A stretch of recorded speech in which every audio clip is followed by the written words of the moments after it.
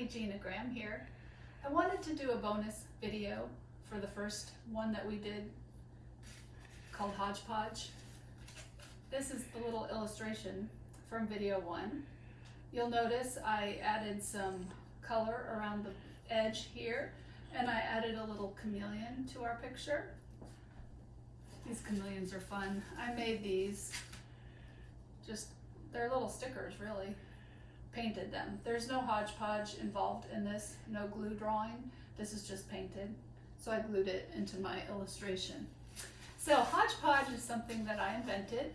It's drawing with glue and we're staining it with a certain kind of watercolor.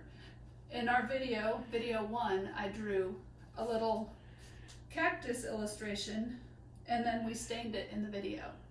So when I drew it here, I gave 2 different kinds of cactus ideas, some flower ideas, some little plant pot ideas, and it's a project that's all in one piece of paper. It ended up like this. This was the teaser for the video, and you'll notice they're not exactly the same. So in this little bonus video, I want to show you how I came across this idea. All right.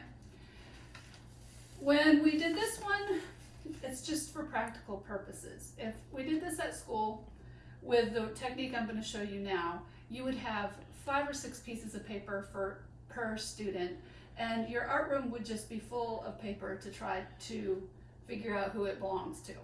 So the beauty of this project is it's all on one piece.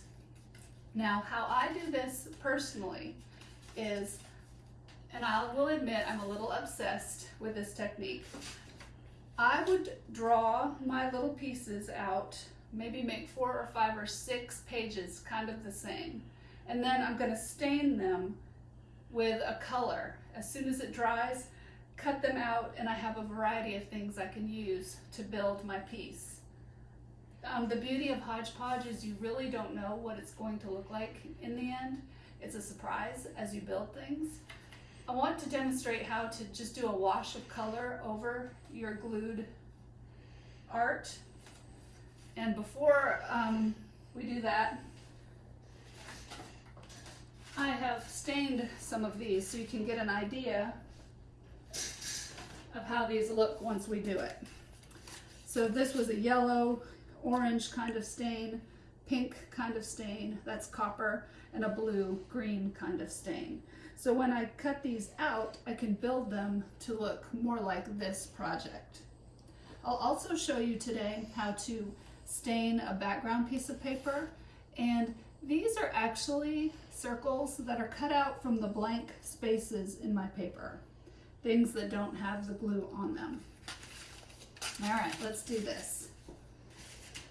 This is my watercolor. It is a 50-50 ratio of the pigment and water. We need lots of water as we stain the paper. All right, so I had yellow, I had pink, I had blue. So maybe I'll go with, let's do some browns on this one.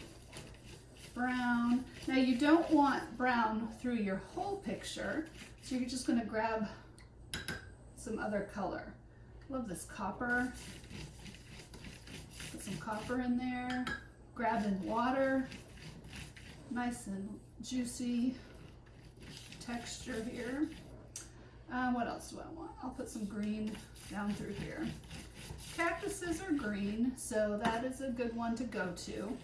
But you don't have to do it that way. This is a whimsical look. Whimsical colors are fine too. So I'm just putting color in. It's like an ombre kind of effect. Ombre is just color that is steps down into your picture.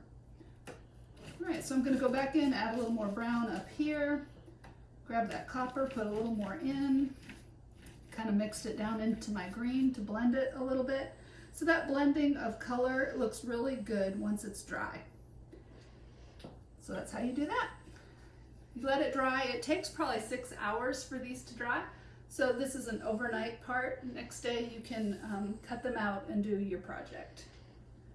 All right, I'm going to come back and show you how to stain your background paper. Okay, this is a larger piece. The texture here is from salt that was just put on there and let it dry. This texture here, I did the ombre effect, and then I just flicked some of the nice copper, I think maybe silver, and some orange in there. Let me show you the paper I use. You can kind of go in on that. It's from Paken.com. It's a white tag board, medium weight. It comes in larger paper sizes too. This is great because it kind of saturates and looks really good if you use that tag board. All right, let me grab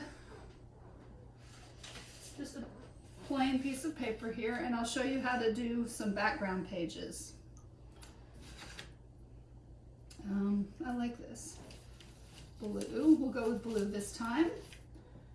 Big brush for big spaces. So I put my pigment on, then I went to my water to kind of just put water in through there, and that kind of makes steps of color in my page. Let's go with this green.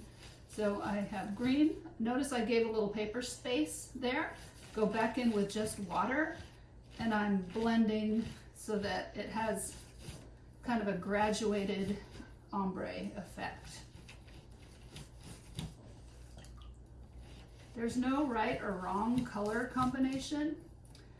I've done pages and pages and pages of color because I never know which one I'm going to grab for a project.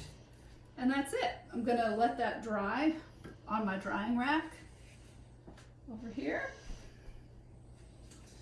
And who knows how I'll use that later. I might never use it, but I bet I will. All right, so here are some examples. This right here is just light, but it is wonderful for a background. I could cut circles out with it. I could add it to other pieces. All right, so let's zoom in on this illustration just one more time, Alan. You'll notice that it's kind of like a stained glass window. All these little sections, they're fun to touch up with paint and with colored pencil. The colored pencils that I colored in those little sections, highlighted and shaded with, are called Prismacolor. I'm very rich in Prismacolor. These are professional grade colored pencils. All colored pencils are not made the same. These are very bright and vivid. Love these.